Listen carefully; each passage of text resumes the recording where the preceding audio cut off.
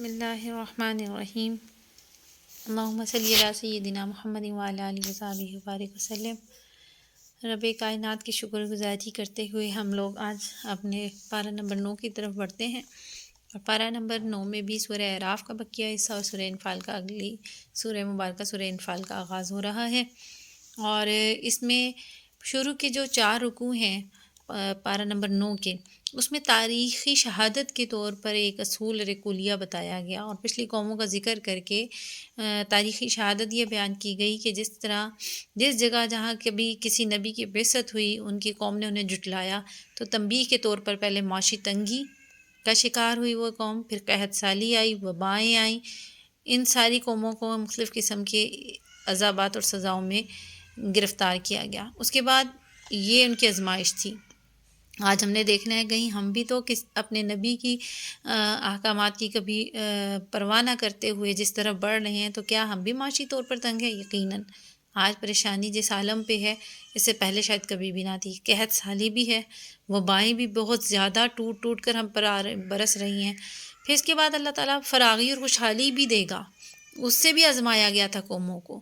یہ تمام آسائشیں اور ساری پریشانیوں کے باوجود بھی اگر حق کا راستہ اختیار نہ کیا گیا تو پھر عام تباہی اور بربادی جو ہے نا، اس قسم کا عذاب جو ہے وہ نازل ہونا شروع ہو جاتا ہے۔ اگلے رکوع میں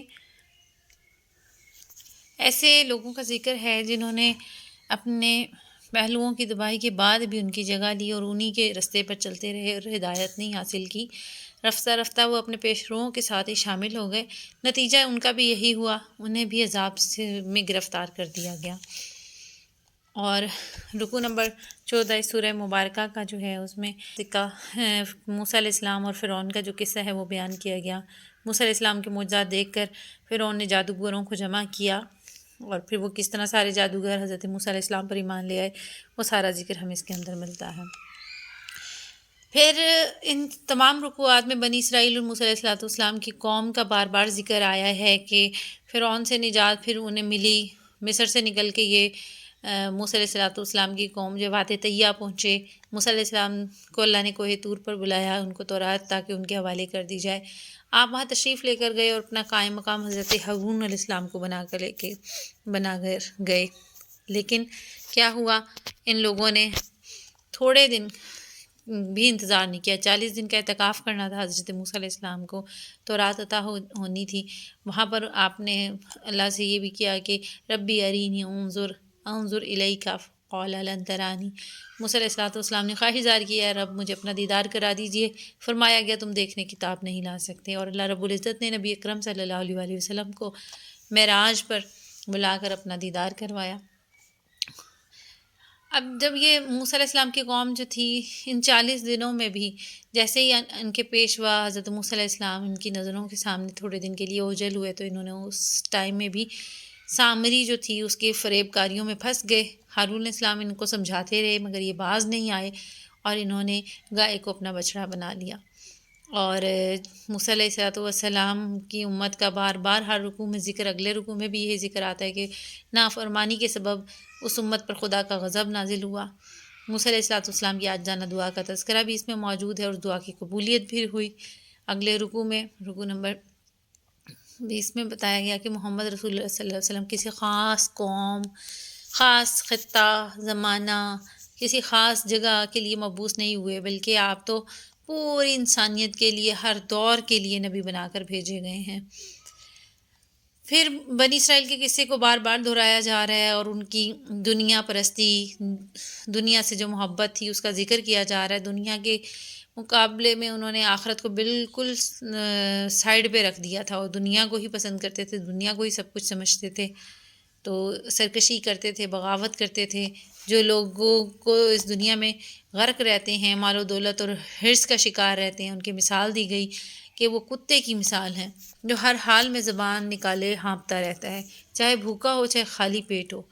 تو یہ جو لوگ ہیں، انسانوں کے سامنے جب ہدایت آ جاتی ہے تو پھر کوئی عذر اور کیا مجبوری، کچھ بھی جائز نہیں ہوتا، بلکہ انہیں چاہیے کہ وہ جہاں سے ہدایت اور حق نظر آنے کے بعد جب یہ رستہ سیدھا واضح ان کے سامنے ہو گیا تو انہیں چاہیے کہ وہ اللہ کی طرف ہی رجوع رکھیں اور نیک کاموں کی طرف ہی اپنی رغبت کو مائل رکھیں، اپنے آپ کو راغب رکھیں۔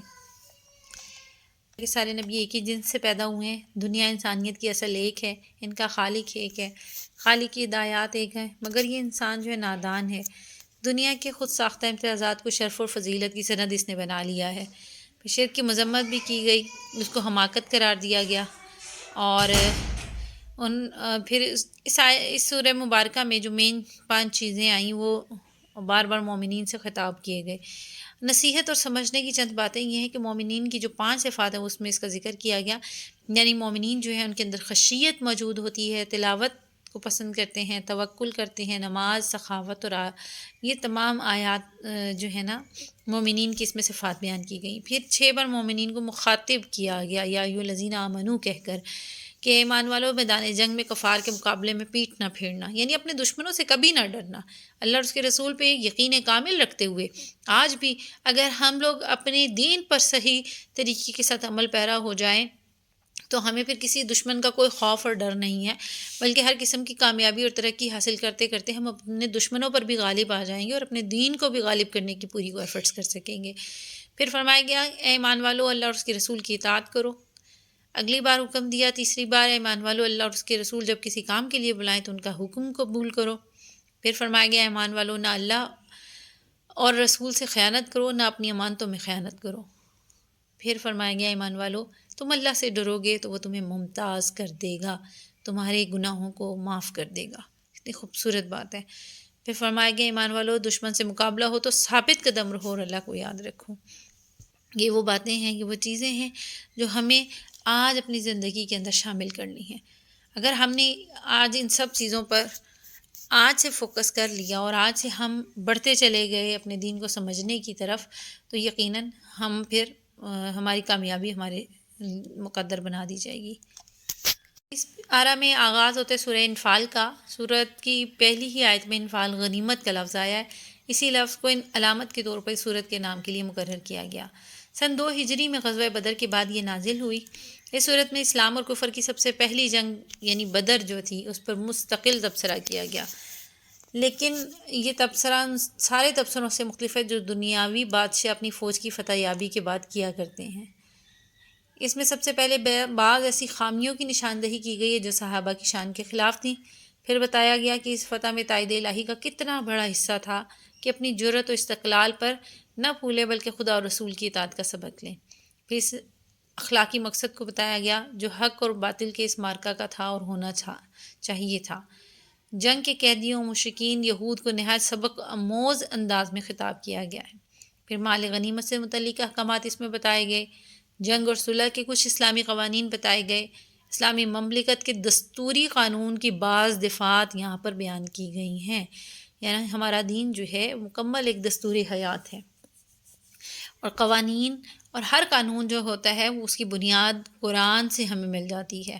اور نبی کریم صلی اللہ علیہ وآلہ وسلم نے مدینہ میں جو سلطنت قائم کی تھی، ریاست مدینہ، اس کے تمام اصول و قواعد آج ہماری پوری دنیا میں اسلامی ممالک کے لیے بہترین جو دستور العمل ہے۔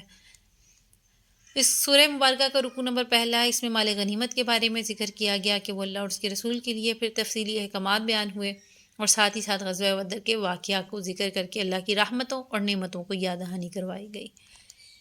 رکوع نمبر 2 میں غزوہ بدر کا جو واقعہ چل رہا ہے اسی تسلسل کو آگے جاری رکھا گیا، اللہ کی نعمتوں اور رحمتوں کا ذکر کرنے کے ساتھ ساتھ اللہ پھر حکم دیا گیا کہ دشمنوں کے مقابلے میں اسی طرح اگر ایمان اور صبر اور ثبات کا مظاہرہ کرو گے تو اللہ کی رحمتیں اسی طرح تم پر نازل ہوتی رہیں گی۔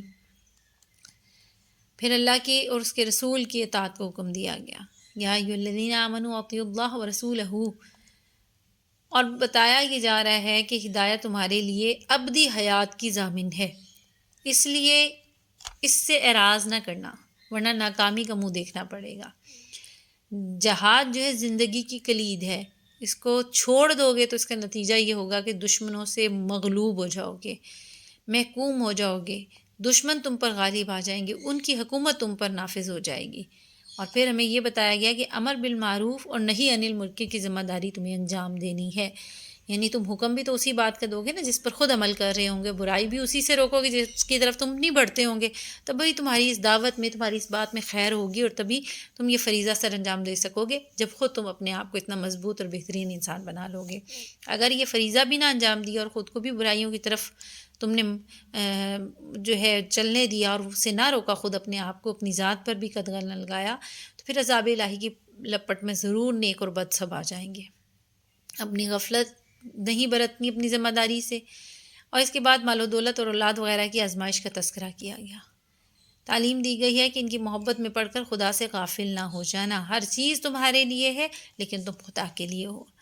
اور پھر اگلے رکوع میں بتایا گیا کہ کفار کے مشورے اور ہجرت رسول کا تذکرہ، اس کا ذکر ہوا۔ رسول کی وہ شان رحمۃ للعالمین کا ذکر ہے کہ کس طرح لوگوں کے دکھ اور اذیت دینے پر وہ دعائے خیر کرتے رہے اور کرتے رہتے ہیں۔ پھر کافروں کی شرارتوں کا بیان ہے کہ مسلمانوں کے خلاف ان کی جو کچھ بھی صلاحیت اور مال دولت استعمال ہو رہی ہے، ایک دن وہ انہی کے گلے کا توق بن جائے گی۔ اسی سورہ مبارکہ کی رکوع نمبر 5 میں فرمایا گیا کہ کافروں، اپنی چال بازیوں شرارتوں سے باز آ جاؤ، اگر تم ایسا کرو گے تو تمہاری مغفرت ہو سکتی ہے، ورنہ تاریخ گواہ ہے کہ انکار اور کفر پر اصرار کرنے والے آخرکار نامراد ہو کر ہی رہتے ہیں۔ اور مسلمانوں کو جہاد کی پھر ترغیب دی گئی۔ یہ بہت بڑی نصیحت آموز واقعات اور اس پورے پارہ میں بہت ہی زیادہ نصیحت پذیرے کی معاملات جو ہیں ہمارے سامنے رکھے گئے ہیں۔ اور اب ہماری اپنی یہ عقل ہے، ہماری اپنی یہ سوچ ہے کہ ہم اس کو سامنے رکھتے ہوئے آج بھی اگر عقل نہ پکڑیں، آج بھی اپنے آپ کو بہتری کی طرف نہ لے کر گئے تو پھر پتہ نہیں ہمارا کیا حال ہوگا۔ آج بھی ہم لوگ تباہی کا منہ تو دیکھ رہے ہیں، کبھی ہم لوگ ذلیل و خوار نہ کر دیے جائیں۔